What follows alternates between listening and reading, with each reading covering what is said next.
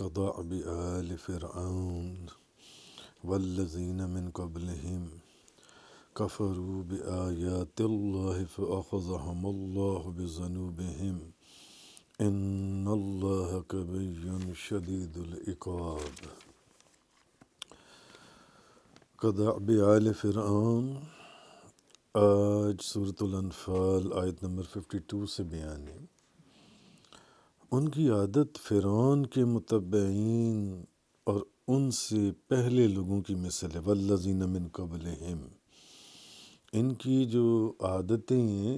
یہ فرعون کے ماننے والے اس کی جو اتباع کرتے تھے یا ان سے پہلے جو لوگ تھے ان کی مثل ہیں۔ کفروا بآیات اللہ فأخذہم اللہ بذنوبہم، جنہوں نے اللہ کی آیتوں کے ساتھ کفر کیا تو اللہ نے ان کے گناہوں کی وجہ سے ان کو پکڑ لیا۔ ایک تو یہ کہ ان کی عادتیں فرعون کے ماننے والے اور ان سے پہلے لوگوں کی طرح ہیں، اور دوسرا یہ کہ انہوں نے چونکہ اللہ کی آیات کا انکار کیا جیسے وہ لوگ کرتے تھے تو اللہ نے ان کے گناہوں کی وجہ سے ان کو پکڑ لیا۔ بے شک اللہ بہت بڑی قوت والا اور سخت عذاب دینے والا ہے۔ ان اللہ قوی شدید العقاب۔ اچھا، ذالک بان اللہ لم یک مغیرا نعمۃ انعمها علی قوم حتی یغیروا ما بانفسہم وان اللہ سمیع علیم۔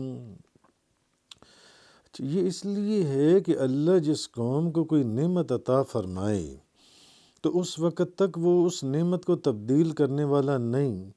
جب تک کہ وہ خود اپنی حالت کو نہ بدلیں۔ تو اللہ جب کسی قوم کو کوئی نعمت عطا فرما دیتا ہے تو وہ اس وقت تک اس نعمت کو تبدیل نہیں کرتا جب تک کہ وہ خود اپنی حالت کو نہ بدل دیں۔ بے شک اللہ بہت سننے والا، بے حد جاننے والا ہے۔ تو پچھلی آیت میں یہ تینوں آیات ایک ہی کانٹیکسٹ کے اندر ہیں۔ پچھلی آیت جو سی ہے اس میں یہ فرمایا کہ یہ لوگ فرعون، جس طرح فرعون کے ماننے والے تھے وہی حالت ان کی ہے۔ انہوں نے بھی کفر کیا اور اللہ کی نشانیوں کا انکار کیا تو اللہ کا عذاب بڑا سخت ہے۔ اور آگے فرمایا کہ اللہ جس قوم کو کوئی نعمت دیتا ہے تو پھر اس نعمت کو اس وقت تک نہیں بدلتا جب تک کہ وہ لوگ خود اپنے آپ کو نہ بدل دیں، خود ہی اپنی حالتوں کو تبدیل کر دیں، تو پھر ایک علیحدہ بات ہے۔ وَأَنَّ اللَّهَ سَمِيعٌ عَلِيمٌ، بے شک اللہ بہت سننے والا اور بہت جاننے والا ہے۔ آگے فرمایا کدأب آل فرعون، تو ان کا پھر آگے فرمایا وہی بات جو پیچھے فرمائی پچھلی آیت میں کہ ان کا معاملہ فرعون کے متبعین، ان کے جو فرعون کے اتباع کرنے والے ہیں اور ان سے پہلے لوگوں، والذین من قبلہم، اور جو ان سے پہلے لوگ تھے بالکل انہی لوگوں کی طرح ہیں۔ کذبوا بآیات ربہم، جنہوں نے ان سے پہلے اپنے رب کی آیات کی تکذیب کی، یعنی وہی آیت جو پچھلی سے پچھلی آیت میں ذکر گزرا، اللہ پاک نے فرمایا۔ آگے فرمایا صرف اتنا، فَأَغْلَقْنَاهُمْ بِذُنُوبِهِمْ وَأَغْرَقْنَا آلَ فِرْعَوْنَ، تو ہم نے ان کے گناہوں کی وجہ سے ان کو ہلاک کر دیا اور ہم نے فرعون کے جو بھی ماننے والے تھے، جو فرعون کی پیروی کرنے والے تھے، ان کو غرق کر دیا۔ وَكُلٌّ كَانُوا ظَالِمِينَ، اور وہ سب ظالم تھے۔ تو یہ آیت نمبر 52، 53، 54 ایک ہی کانٹیکسٹ کے اندر بیان ہو رہی ہے اصل میں۔ تو اب اصل میں ان لوگوں کا اپنے کفر میں ان لوگوں کا کن لوگوں کا جن کا پیچھے کن کا ذکر چل رہا ہے؟ جنگ بدر والوں کا۔ جنگ بدر میں جو کفار مکہ آئے تھے پیچھے ان کا ذکر چل رہا ہے، کفار کا، ان کی حالتوں کا، ان کے احوال کا، ان کے ظاہری احوال کا، ان کے باطنی احوال کا۔ اب آگے فرمایا کہ ان لوگوں کا اپنے کفر میں وہ طریقہ ہے جو فرعون کے پیروی کرنے والوں کا تھا، وہ جیسے اپنے کفر میں ان کا طریقہ تھا جو ان سے، یہ لوگ بھی وہی کام کرنے لگے ہوئے ہیں، یہ لوگ بھی محبوب، یہ بھی لوگ وہی کام کر رہے ہیں۔ تو ان لوگوں کو قتل کر کے اور قید کر کے ایسی سزا دی گئی ہے، یعنی جیسے جنگ بدر میں بے شمار لوگ قتل کیے گئے جو ان سے، قید کیے گئے لوگ جن سے، جیسی سزا فرعون اور اس کی پیروی کرنے والوں کو دی گئی تھی، سب کو سمندر میں غرق کر کے ختم کر دیا گیا تھا۔ پھر فرمایا کہ اللہ سخت عذاب دینے والا ہے۔ تو اللہ کا عذاب جن سے وہ بعض اوقات دنیا میں بھی اور پھر آخرت میں بھی ان کو اس عذاب کا مزہ جن سے چکھنا ہے وہ عذاب دیا جائے گا۔ تو جس طرح فرعون کی قوم کو بھی غرق کرنے کے بعد ایسا تو نہیں ہے کہ دنیا میں ان کو عذاب دیا گیا، ان کو غرق کر دیا گیا تو آخرت میں عذاب نہیں دیا جائے گا، ان کو آخرت میں بھی عذاب دیا جائے گا۔ تو جس طرح فرعون یہ ایسے ہی ہے، جس طرح فرعون حضرت موسیٰ علیہ السلام کے بے شمار معجزات دیکھنے کے باوجود وہ ایمان اس کی قوم نہیں لائی جون سی ہے، فرعون اور فرعون کی قوم جون سی ہے، اور اپنے کفر کے اوپر ڈٹی رہی اور مسلسل حضرت موسیٰ علیہ السلام کی مخالفت کرتی رہی، تو ان کو دنیا اور آخرت کا عذاب دیا گیا۔ اسی طرح جو جنگ بدر میں کافر جون سی ہیں، یہ بھی وہ لوگ تھے جنہوں نے نبی پاک صلی اللہ علیہ وسلم کے بے شمار معجزات کو دیکھا، مگر اتنے معجزات دیکھنے کے باوجود جیسے اس فرعون کی قوم نے موسیٰ علیہ السلام کے معجزات کو دیکھا تھا، اسی طرح ان کفار مکہ نے نبی کریم صلی اللہ علیہ وسلم کے بے شمار معجزات کو دیکھا، مگر وہ اس کے باوجود آپ کی مخالفت پر مسلسل ڈٹے رہے، یہاں تک کہ انہوں نے مدینہ طیبہ کے اوپر حملہ کر دیا۔ اس لیے ان کو بھی دنیا کے ساتھ ساتھ آخرت کا بھی عذاب جن سے یہ دیا جائے گا۔ تو اللہ تعالیٰ نے یہ قاعدہ بیان فرمایا، آگے جو فرمایا کہ اللہ تعالیٰ جس قوم کو کوئی نعمت عطا فرماتا ہے، جب اللہ کسی قوم کو نعمت عطا فرماتا ہے تو وہ اس وقت تک اس نعمت کو عذاب سے تبدیل نہیں کرتا۔ ایک قوم کو نعمت عطا فرمائی، ان کی حرکتوں نے بجائے شکر ادا کرنے کے ناشکری کے اوپر اتر آئے، تو اس وقت اس نعمت کو عذاب کے ساتھ تبدیل نہیں کرتا جب تک وہ قوم خود اپنی حالت کو بدل کر اپنے آپ کو اس نعمت کا نااہل ثابت نہیں کرتی، اس وقت تک اس نعمت کو عذاب کے اندر تبدیل نہیں کرتا۔ یعنی ان لوگوں کو چاہیے تو یہ تھا کہ وہ اللہ کی دی ہوئی نعمتوں پر اللہ کا شکر ادا کرتے اور خود کو اس نعمت کا اہل قرار دیتے کہ ہم اس نعمت کے مستحق ہیں،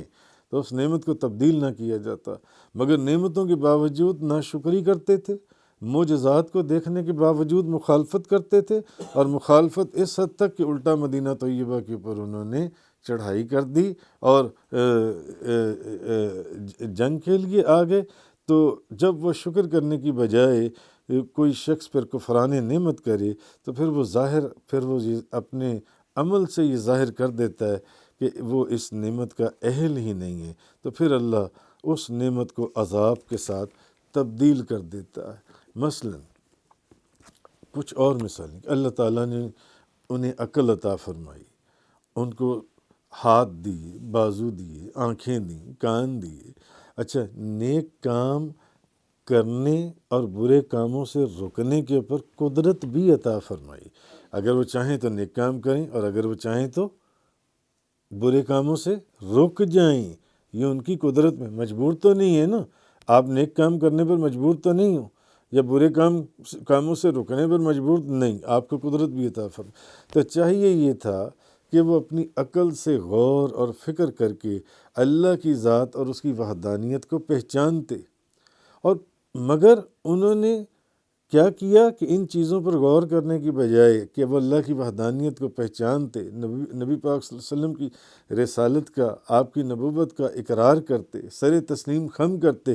خود ہی اپنے ہاتھوں سے بت بناتے تھے اور ان کو پوجتے تھے، اپنے ہاتھوں سے پتھروں کو تراشتے تھے اور ان کو پوجتے تھے، اور قتل و غارت گری کرتے تھے، اور اللہ کے رسول سے جو معجزات ظاہر ہوتے تھے ان کو قبول نہیں کرتے تھے، اس کے باوجود اپنی ہٹ دھرمی کے اوپر جو ان سے وہ، مگر اس کے اوپر بھی پھر اللہ نے اتنے انعامات کے بعد ان کے اندر ایک نبی بھیجا جس کی زندگی ان کے سامنے تھی، پچھلی 40 سال کی زندگی ان کے سامنے تھی، اظہار نبوت سے پہلے کی جو ان سی ہے، تو اس نبی کی صداقت، اس کی دیانت، اس کی امانت، اس کی پاکیزگی کے وہ خود گواہ تھے، مگر پھر بھی جب انہوں نے دعویٰ نبوت کیا نبی کریم صلی اللہ علیہ وسلم نے اور اللہ کی توحید کا اعلان کیا، تو اس نعمت کا شکر ادا کرنے کے لیے جن کی زندگی ان کی آنکھوں کے سامنے گزری تھی، بجائے اس کے کہ وہ اس نعمت کا شکر ادا کرتے، ان کو چاہیے تھا کہ وہ اس دعوے کو مان لیتے، مگر انہوں نے کیا کیا؟ اپنے آباء و اجداد کی اندھی پیروی یا تقلید کے اندر بت پرستی کے اوپر ڈٹے رہے، اور ضد اور حسد اور عناد اور دشمنی، اور نبی کریم صلی اللہ علیہ وسلم بجائے اس کے کہ فوراً آپ کے سامنے اپنے سر کو جھکا دیتے کہ آپ سرکار نے جس نبوت کا اظہار فرمایا تھا، مگر انہوں نے ایسا نہ کیا، بلکہ انہوں نے اس کا انکار کر دیا۔ انہوں نے کہا نہیں، حالانکہ ساری زندگی نبی کریم صلی اللہ علیہ وسلم کی ان کے سامنے تھی، تو واجب تھا کہ جب حضور نے اظہار نبوت کیا تھا وہ فوراً سر تسلیم خم کرتے، مگر وہ اپنے آباء و اجداد کی اندھی تقلید کے اوپر ڈٹے رہے اور الٹا آپ کی مخالفت کے اوپر اتر آئے، یہاں تک کہ اتنی یہ مخالفت بڑی، وہ تکلیفیں اور پریشانیاں اور مصیبتیں جو انہوں نے کھڑی کیں کہ اس کی وجہ سے نبی کریم صلی اللہ علیہ وسلم کو مکہ مکرمہ سے مدینہ طیبہ کی طرف ہجرت کرنی پڑ گئی۔ تو اللہ تعالیٰ نے، کہنے کی بات یہ ہے، مفسرین نے یہ لکھا ہے کہ اللہ تعالیٰ نے مسلمانوں کو وسیع سلطنت کی نعمت عطا کی، وسیع سلطنت کی نعمت۔ تو مسلمانوں کو چاہیے تھا، جس کا پیچھے بھی ذکر گزرا تھا، کہ وہ اللہ تعالیٰ کی نعمتوں کا اقرار کرتے، ان کا انکار نہ کرتے۔ تو جب انہوں نے اپنے آپ کو اس نعمت کا خود سے نااہل ثابت کر دیا کہ ہم ان نعمتوں کے اہل ہی نہیں ہیں، ہم ہیں ہی نااہل قسم کے لوگ جن سے،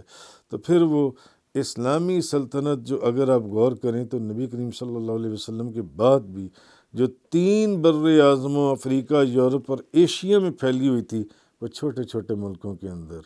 تقسیم ہو گئی۔ ہندوستان کے اندر دیکھ لیں مسلمان بادشاہوں کا کیا حال ہوا، اسپین کے اندر دیکھ لیں جنہوں نے دنیا کے اوپر حکمرانی کی، مگر جب شراب اور رقص و سرور اور موسیقی کی محفلیں جمنے لگیں تو پھر مانا صرف اسلامی مملکت ختم ہو گئی، اسلامی مملکت کا خاتمہ ہو گیا وہاں اسپین میں، بلکہ انہوں نے مسلمانوں کو گاجر مولی کی طرح کاٹنا شروع کر دیا اور جبراً مسلمانوں کو عیسائی بنانا شروع کر دیا، یا مسلمانوں کو جلا وطن کرنا شروع کر دیا۔ تو اگلی آیت بھی جن سی ہے، تیسری آیت جو میں نے آپ کے سامنے پڑھی کہ قضا بآل فرعون والذین من قبلہم، اور ان کا معاملہ فرعون کی پیروی کرنے والوں کی طرح تھا، اور ان سے پہلے لوگوں کی طرح جنہوں نے ان سے پہلے اپنے رب کی آیات کی تکذیب اور انکار کیا تھا، تو ہم نے ان کے گناہوں کی وجہ سے ان کو ہلاک کر دیا۔ کدأب آل فرعون والذین من قبلہم کذبوا بآیات ربہم فأہلکناہم بذنوبہم وأغرقنا آل فرعون وکل کانوا ظالمین۔ تو ہم نے ان کے گناہوں کی وجہ سے ان کو ہلاک کر دیا، اور ہم نے فرعون کی پیروی کرنے والوں کو غرق کر دیا، اور وہ سب ظالم تھے۔ تو اللہ نے ان کفار مکہ کو فرعون کی پیروی کرنے والوں سے تشبیہ دی، اس کی مثال کو سامنے رکھ کر اللہ تعالیٰ نے یہ چیز اس چیز کا بیان فرمایا کہ ان کی حالت بھی وہی ہے، نہ یہ وہاں پر بھی موسیٰ علیہ السلام کے معجزات دیکھتے تھے، نہ ان کو مانتے تھے، اور یہ بے ادبی اور گستاخی پر وہ بھی تلے ہوئے تھے اور یہ بھی تلے ہوئے ہیں۔ اور انہوں نے تو 40 سال حضور کی زندگی کو دیکھا، آپ کی پاکیزگی کو دیکھا، آپ کی امانت کو دیکھا، آپ کی دیانت کو دیکھا، مگر جب حضور نے نبوت کا اقرار کیا تو انکار کر دیا، اور الٹا تکلیفیں اور پریشانیاں اور مصیبتیں اور راستے کے پتھر بن کر یہ کھڑے ہو گئے جن سے ہیں۔ تو آگے فرمایا اللہ تبارک و تعالیٰ نے آیت نمبر 55، ان شر الدواب عند اللہ الذین کفروا فہم لا یؤمنون، بے شک زمین پر چلنے والوں میں اللہ کے نزدیک سب سے بدتر وہ لوگ ہیں جنہوں نے کفر کیا اور وہ ایمان نہیں لاتے۔ زمین پر جو چلنے والے ہیں ان میں اللہ کے نزدیک سب سے بدتر وہ لوگ ہیں جنہوں نے کفر کیا۔ تو زمین پر چلنے والے تو جانور بھی ہیں، تو ان جانوروں میں بڑے بڑے منحوس جانور بھی ہیں۔ تو بے شک زمین پر چلنے والوں میں اللہ کے نزدیک سب سے بدتر وہ لوگ ہیں جنہوں نے کفر کیا اور وہ ایمان نہیں لاتے، اور وہ ایمان نہیں لاتے۔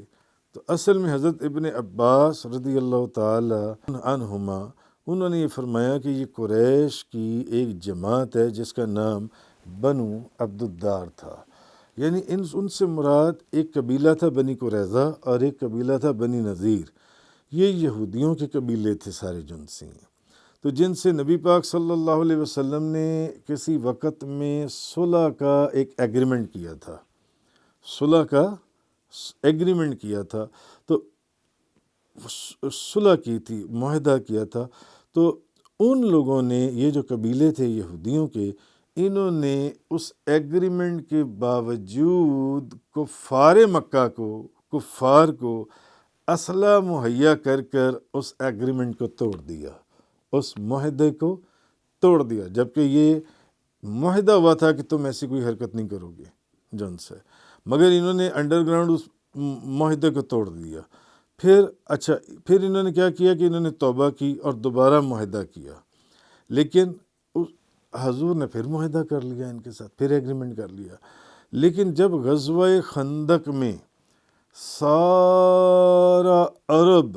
مدینہ منورہ کے اوپر حملہ آور ہوا، غزوہ خندق کے اندر، وہ جو مدینہ طیبہ کے باہر خندق کھودی گئی تھی جن سے، تو اب ان یہودی قبائل نے جب دوبارہ سے دیکھا کہ کفار کا پلہ بھاری ہے اور اب مسلمان گئے، اب فارغ ہیں، تو اب انہوں نے تو دوبارہ ڈر کر نبی پاک صلی اللہ علیہ وسلم سے ایک ایگریمنٹ کیا تھا کہ ہم کافروں کی مسلمانوں کے خلاف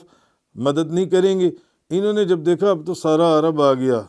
جنگ خندق کے اندر، تو اب تو مسلمان گئے، فارغ سارے جن سے ہیں، انہوں نے پھر اس ایگریمنٹ کو توڑ دیا، اور یہ یہودی جن سے پھر ان کافروں کے ساتھ ان کی مدد کے لیے جھک گئے، اور عین حالت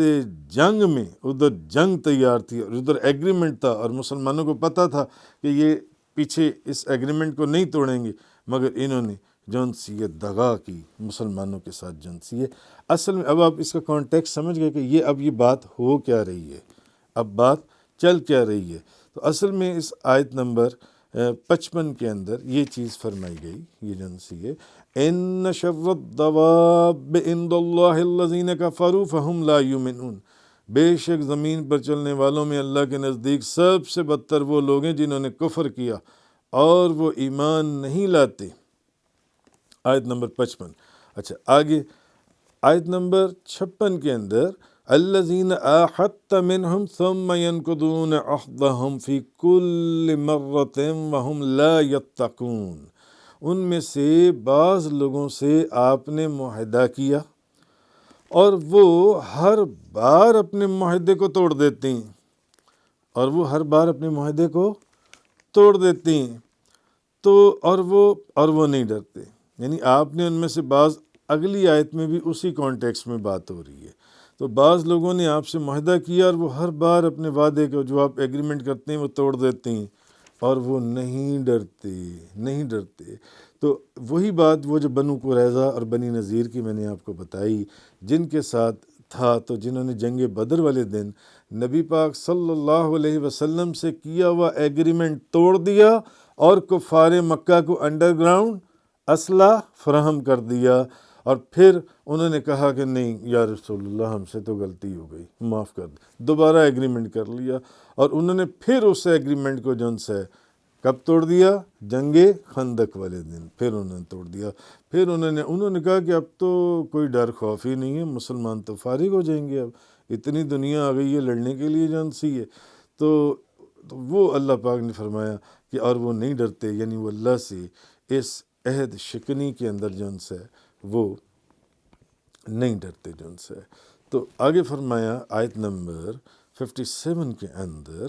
فَإِمَّا تَثْقَفَنَّهُمْ فِي الْحَرْبِ فَشَرِّدْ بِهِمْ مَنْ خَلْفَهُمْ لَعَلَّهُمْ يَذَّكَّرُونَ، پس اگر آپ ان کو میدان جنگ میں پائیں تو ان کو دھتکار دیں تاکہ جو ان کے پیچھے ہیں وہ عبرت حاصل کریں۔ اگر آپ ان کو میدان جنگ میں پائیں تو آپ ان کو دھتکار دیں۔ تو نبی کریم صلی اللہ علیہ وسلم کو یہ حکم اس لیے دیا کہ جن لوگوں نے آپ کے ساتھ 2 مرتبہ ایک بریچ آف ایگریمنٹ کیا، اپنے معاہدے کو توڑ دیا، تو اب ان نبی پاک صلی اللہ علیہ وسلم کو حکم دیا جا رہا ہے کہ جن لوگوں نے آپ کے ساتھ یہ عہد شکنی کی اور معاہدے کو توڑا، آپ ان کو ایسی سزا دیں۔ اب آپ کو اجازت ہے، اللہ کی طرف سے حکم ہے، اب آپ ان کو ایسی سزا دیں کہ دوبارہ کوئی شخص آپ کے ساتھ معاہدہ توڑنے کی جرت نہ کر سکے، کہ معاہدہ اور ایگریمنٹ چیز کیا ایجنسی ہے۔ تو آگے فرمائے آیت نمبر 58، وَإِمَّا تَخَافَنَّ مِن قَوْمٍ خَيَانَةً فَانبِذْ إِلَيْهِمْ عَلَى سَوَاءٍ إِنَّ اللَّهَ لَا يُحِبُّ الْخَائِنِينَ۔ اور آپ کو جس قوم سے عہد شکنی کا خدشہ ہو تو ان کا عہد برابر برابر ان کی طرف پھینک دیں، منہ پر مار دیں ان کے،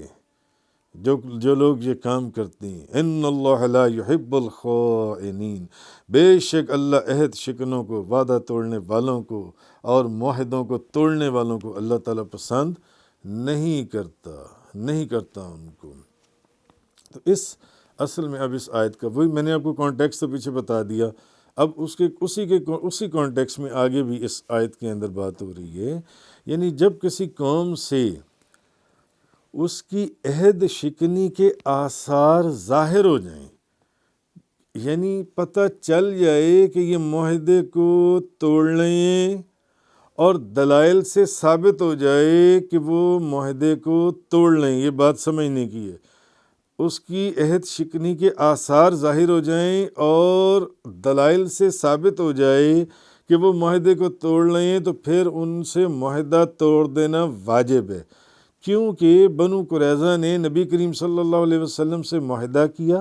اور پھر انہوں نے ابو سفیان اور اس کے جو حامی جو مشرک لوگ تھے ان کی نبی پاک صلی اللہ علیہ وسلم کے خلاف انڈر گراؤنڈ مدد کی، تو تب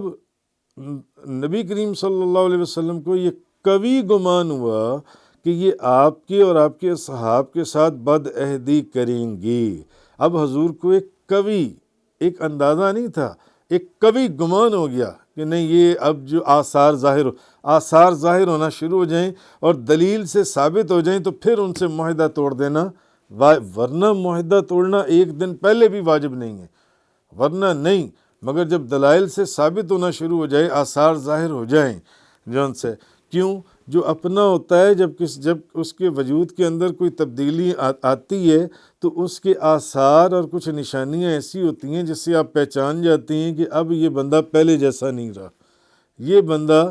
یا تو معاہدہ توڑ لائے یا یہ بندہ جو ان سے اب وعدہ خلافی کر رہا ہے، یا جو اس نے وعدہ کیا تھا کبھی میرے ہاتھ کے اوپر ایگریمنٹ کیا تھا یہ اب اس سے پیچھے کو جا رہا ہے، تو اس بندے کے آثار، اس کے خد و خال، وہ کچھ نشانیاں یا کچھ ایسے دلائل سے، تو پھر اس معاہدے کو توڑ دینا واجب ہے۔ تو علامہ آلوسی جو ان سے وہ لکھتے ہیں کہ معاہدہ ختم کرنے کا اعلان اس وقت ضروری ہے جب معاہدے کی مدت ختم نہ ہوئی ہو، معاہدے تو ایسے یعنی معاہدہ ختم کرنے کا اعلان اس وقت ضروری ہے جب معاہدے کی مدت ابھی تک پوری نہ ہوئی ہو۔ اگر معاہدے کی مدت پوری ہو گئی تو پھر تو کوئی ایسی بات ہی نہیں ہے نا، لیکن اگر معاہدے کی مدت ابھی پوری نہیں ہوئی تو پھر اس وقت ضروری ہے معاہدہ ایگریمنٹ توڑنے کی اناؤنسمنٹ، اعلان جو ان سے جب معاہدے کی مدت نہ ختم ہوئی ہو، یا فریق ثانی اس کی عہد شکنی کے آثار ظاہر نہ ہوئے ہوں، ابھی دلائل سے ثابت نہ ہوا ہو کہ یار یہ بندہ، اس کا ایٹیٹیوڈ جس طرح پہلے تھا یہ اب ویسے نہیں ہے، تو وہاں سے آپ پہچان جاتے ہیں کہ نہیں، یہ اب اپنا جو عہد اور پیمان ہے یہ اس سے ہٹ رہا ہے جو ان سے، یا ان کی عہد شکنی یقینی یا قطعی نہ ہو۔ تو اور اگر معاہدے کی مدت ختم ہو گئی، ایک صورت معاہدے کی مدت ہی ختم ہو گئی تب بھی ٹھیک ہے، اور اگر دوسرا فریق جو ہے اس کی عہد شکنی مشہور یا دلائل سے ثابت ہو جائے تو پھر اب قرآن اللہ کا حکم یہ کہہ رہا ہے کہ معاہدہ ختم کرنے کے اعلان کی بھی ضرورت نہیں ہے، اب معاہدہ ختم کرنے کے اعلان کی بھی ضرورت نہیں ہے۔ اسی لیے نبی کریم صلی اللہ علیہ وسلم نے اہل مکہ سے جو کیا ہوا ایگریمنٹ تھا اس کو ختم کرنے کی اناؤنسمنٹ یا اعلان کے بغیر ہی ان کے اوپر حملہ کر دیا۔ کیوں؟ دلائل سے ثابت ہو گیا تھا اور ایسے آثار ظاہر ہو گئے تھے کہ یہ اپنا معاہدہ توڑ دیں گے یا توڑنا ہی ہے جو ان سے، کیونکہ انہوں نے علی الاعلان معاہدے کو توڑ دیا تھا، یعنی دلائل سے ثابت ہو گیا تھا، آثار ظاہر ہو رہے تھے۔ تو اس لیے انہوں نے کیونکہ ان کی مدد کی اور اس طرح ایسے کیا جس کا پچھلے آپ کا ذکر گزر، انڈر گراؤنڈ مدد کرتے تھے، تو پھر اس کا حکم ایسے ہی تھا۔ تو اس کے بعد فرمایا کہ بے شک اللہ عہد شکنوں کو پسند نہیں کرتا، تو اس میں یہ دلیل ہے کہ اگر فریق ثانی نے عہد شکنی نہ کی ہو، نہ عہد شکنی کرنے کی علامت ہو، تو پھر بغیر اعلان کے ان سے معاہدہ ختم کرنا یا توڑنا جائز نہیں ہے۔ اگر کوئی آثار ظاہر نہیں ہوئے، اگر کوئی دلائل سے ثابت نہیں ہوا، اور دوسرا جو ان سے ابھی کوئی ایسی علامات بھی نہیں ہیں جو ان سے ہیں، تو پھر ان سے اب اعلان کرنا پڑے گا، اناؤنسمنٹ کرنی پڑے گی۔ تو بغیر اعلان کے ان سے معاہدے کو پھر کرنا یا توڑنا جائز نہیں۔ لیکن اگر وہ دلائل ثابت ہو جائیں کہ یہ معاہدہ توڑ رہے ہیں، ایگریمنٹ کو ختم کر رہے ہیں، یا کوئی ایسے آثار ہوں، نشانیاں سامنے ظاہر ہو جائیں، تو پھر بغیر اعلان کے بھی، اناؤنسمنٹ کے بھی آپ ان سے معاہدہ ختم کر سکتے ہیں۔ جو سر معاہدے کی مدت کو پورا کرنا جو سا ہے وہ ضروری ہے، معاہدے کی مدت، ورنہ معاہدے کی مدت اور ایگریمنٹ کو پورا کرنا جو سا ہے ضروری ہے۔ مثلا آپ یہ دیکھیے، اصل میں اسی کانٹیکسٹ کے اندر سرین نے جو فرمایا کہ خیانت کوئی بھی کرے اللہ تعالیٰ کو پسند نہیں ہے۔ معاہدے کو توڑنا یہ بھی تو ایک خیانت ہی ہے نا، اور انڈر گراؤنڈ خیانت کرنا، اور عین حالت جنگ کے اندر خیانت کرنا، اور اس حالت میں خیانت کرنا کہ جب دیکھنا کہ دوسری طرف زیادہ کفار جمع ہو گئے ہیں، تو اب ایسی حالت میں یعنی پیچھے سے کمر کے اندر خنجر کو گھونپنا، خنجر پیوست کرنا، تو خیانت کوئی بھی کرے اللہ کو پسند نہیں۔ مسلمانوں کی طرف سے ہو تب بھی بری بات ہے، کیونکہ وہ تو مسلمانوں کو تو ویسے ہی اللہ تعالیٰ نے بڑی بلند اخلاقی قدروں کے اوپر جو ان کا محافظ بنایا۔ تو امام ترمذی اور امام ابو داؤد نے ایک واقعہ نقل کیا ہے، امام ترمذی اور امام ابو داؤد نے ایک واقعہ نقل کیا ہے کہ حضرت امیر معاویہ اور رومیوں کے درمیان ایک صلح کا معاہدہ ہوا تھا عارضی، حضرت امیر معاویہ اور کن کے؟ روم کے لوگوں کے درمیان میں، تاکہ جس روز معاہدہ ختم ہو دشمن تو جب اس معاہدے کے اختتام کا وقت قریب آنے لگا، اب جب وقت قریب آنے لگا، ابھی وقت کی مدت میعاد پوری نہیں ہوئی تھی، تو حضرت امیر معاویہ اپنا لشکر لے کر روم کی سرحد کی طرف روانہ ہوئے، تاکہ جس روز معاہدہ ختم ہو دشمن کو مزید مہلت دیے بغیر اس پر حملہ کر دیا جائے جون سے۔ ابھی مدت پوری نہیں ہوئی تھی، تو جب لشکر روانہ ہونے لگا تو ایک سوار جو ہے وہ صفوں کو چیرتا ہوا آگے بڑھ رہا تھا اور کہہ رہا تھا اللہ بڑا ہے، اللہ اکبر، اللہ اکبر، اللہ بڑا ہے، اللہ بڑا ہے، وعدہ پورا کیا جائے، دھوکہ اور خیانت نہ کی جائے۔ جب لوگوں نے پہچانا تو وہ حضرت عمرو بن انبسہ تھے، تو حضرت امیر معاویہ نے انہیں پاس بلا کر وجہ پوچھی، یہ آپ کیا کہہ رہے ہو؟ تو وہ بولے، میں نے اپنے مرشد اور اپنے ہادی نبی کریم صلی اللہ علیہ وسلم کا یہ فرمان سنا تھا کہ جس کا کسی قوم سے معاہدہ ہو تو وہ اس وقت تک کوئی گرہ باندھے نہ کھولے جب تک کہ وقت مقرر نہ آ جائے۔ تو جب ابھی تک اس معاہدے کی مدت میعاد میں ابھی جب چند دن باقی ہیں، یعنی کہ آپ کیسے روانہ ہو گئے فوج لے کر روم کی طرف، یا ان سے معاہدہ منسوخ نہ کر دیا جائے، یعنی جب تک کہ وقت مقرر نہ آ جائے یا ان سے معاہدہ منسوخ نہ کر دیا جائے، اس وقت تک کوئی گرہ باندھے نہ گرہ کھولے۔ یہ تو آپ لوگ یہ کیا کر رہے ہو؟ تو میں نے نبی کریم صلی اللہ علیہ وسلم کا ارشاد گرامی سننے کے بعد میں نے یہ پیغام میں نے آپ تک پہنچا دیا۔ اب حضرت امیر معاویہ رضی اللہ تعالی عنہ آپ بھی حضور کے سچے اور پکے غلام اور عاشق تھے۔ وہ سننے کے بعد حضرت امیر معاویہ نے جب ان کی یہ بات سنی تو انہوں نے سر اطاعت خم کر دیا اور اپنے لشکر سمیت واپس اپنی جگہ کے پر تشریف لے گئے۔ جو لشکر سفر کر چکا تھا، کسی لشکر کو ایک جگہ سے دوسری جگہ پر موو کرنا لاکھوں کروڑوں اربوں روپے کا خرچہ ہے وہ جن سے واپس لے گئے۔ اور یہ نہیں کہا حضرت امیر معاویہ نے، بھلے دوسری طرف روم تھا، کہ بدلے ہوئے جیسے آج کل بعض لوگ جن سے کہ طوطا چشم لوگ جن سے بدلے ہوئے حالات میں ہم نبی کریم صلی اللہ علیہ وسلم کی سنت کو کہاں کہاں گلے لگائے پھریں۔ مفسرین یہ مثال دیتے ہیں کہ بدلے ہوئے حالات میں ہم حضور کی فلاں سنت کو کیسے آگے لے کر چلیں، کیسے اس کو گلے لگا کر چلیں۔ وقت کے تقاضے اس بات کی اجازت ہی نہیں دیتے کہ ہم معاذ اللہ آپ کے اس فرمان مبارک کے اوپر عمل پیرا ہوں۔ اصل چیز یہ ہے کہ جب تک مومن نبی کریم صلی اللہ علیہ وسلم کے فرمان کو واجب اور تسلیم اور یقین کرتا رہا، مومن کی جبیں کے شکن دیکھ کر وقت کے تقاضے اپنے آپ کو بدل دیا کرتے تھے۔ تم اس وقت کے تقاضوں کی بات کرتے ہو کہ وقت کے تقاضے اس بات کی اجازت نہیں دیتے۔ تو جو قومیں اصل میں، خیر یہ انہوں نے مفسرین نے مثال دی ہے، تو اصل میں اس آیہ کریمہ کے اندر یہ چیز فرمائی گئی، وَإِمَّا تَخَافَنَّ مِنْ قَوْمٍ خِيَانَةً فَانبِذْ إِلَيْهِمْ عَلَى سَوَاءٍ إِنَّ اللَّهَ لَا يُحِبُّ الْخَائِنِينَ۔ اور آپ کو جس قوم سے عہد شکنی کا خدشہ ہو تو ان کا عہد برابر ان کی طرف پھینک دیں، بے شک اللہ عہد شکنوں کو پسند نہیں کرتا۔ اگر حالات ایسے ہو گئے، ایسے آثار ظاہر ہو گئے، دلائل سے پتہ چل گیا، تو پھر تو آپ بغیر اعلان کے اٹیک کر دیں، پھر ٹھیک ہے، پھر آپ عہد توڑ دیجئے جن سے۔ یہ چیز اس آیہ کریمہ کے اندر کہ اور یہی وجہ تھی کہ نبی پاک صلی اللہ علیہ وسلم نے اہل مکہ سے کیے ہوئے معاہدے کو ختم کرنے کے اعلان کے بغیر ان پر حملہ کر دیا۔ کیوں؟ آثار سے، نشانیوں سے، دلائل سے بات پتہ چل گئی تھی کہ یہ عہد